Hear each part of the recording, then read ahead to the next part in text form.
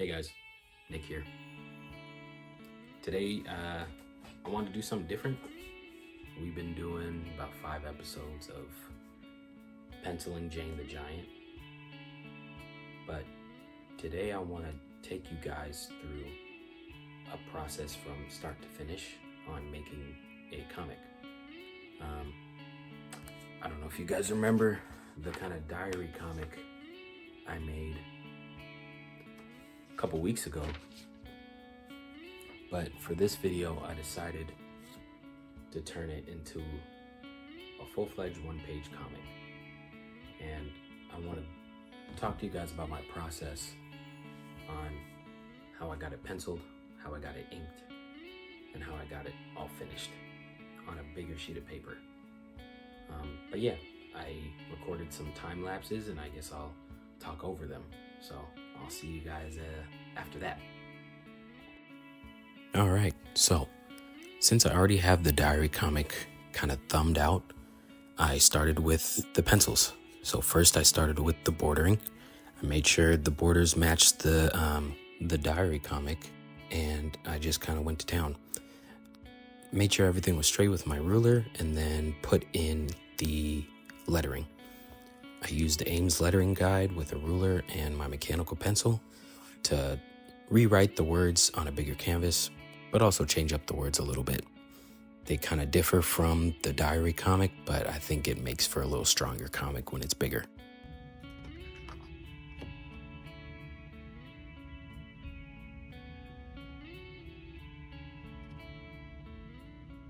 Up next was penciling the characters and the environment in.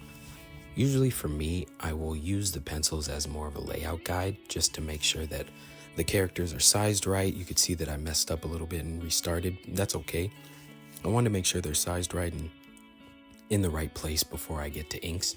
For me personally, I find more of what the finished product will look like in the inks only because I really enjoy inking. But these pencils are crucial if I want to make sure that everything is in the right place. Next is inking, my favorite part. I always start with the borders as well as the text, just to make sure that everything is all set in stone before I can have fun with the characters.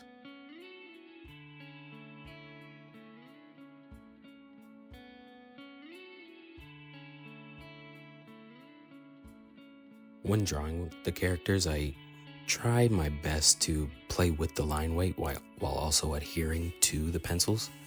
I want to make sure that it's still roughly kind of the same posing, the same lines, but with line weight, I like adding a little bit of rhythm to it.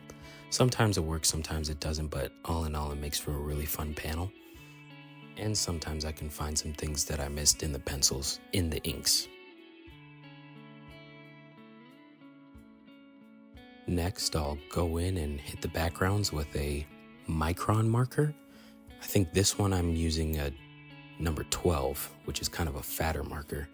So it kind of helps me get in the right shapes. I was going for kind of like a Jack Kirby type of space. So I want to have a lot of blacks, a lot of differentiating shapes in the blacks as well.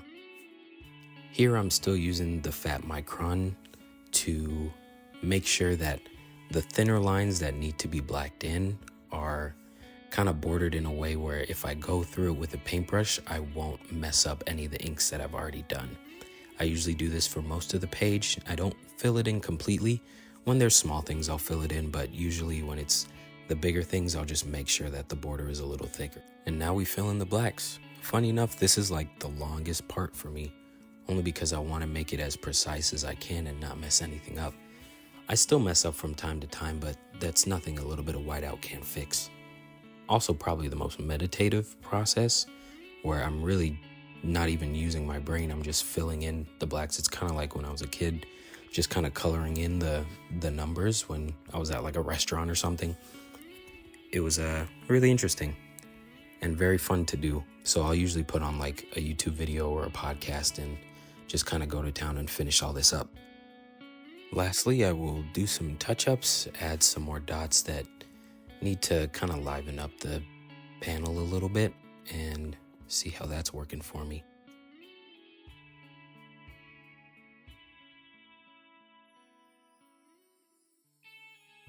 And then lastly is I will add the title.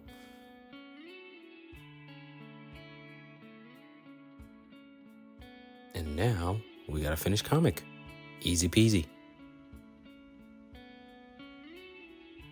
How was that?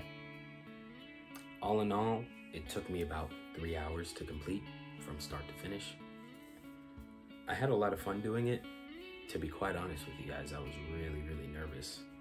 I don't know why I was nervous with this one. I think just because my phone's running out of storage, and I don't know, talking about my craft, sometimes I feel like I either stutter too much or I kind of do these weird pauses where it feels like the right words aren't coming out.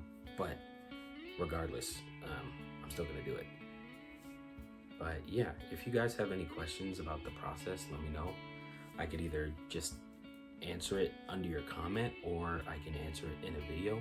Let me know which one you prefer. I'm an open book. If you guys have questions about inking or penciling or whatever, just let me know. Yeah, what else can I say? I guess just a little bit about me is I'm a writer, I'm a cartoonist. I've worked in animation. I worked at Cartoon Network a little bit. I worked at Netflix a little bit. I think right now my love is making comics, but I also really enjoy writing them too.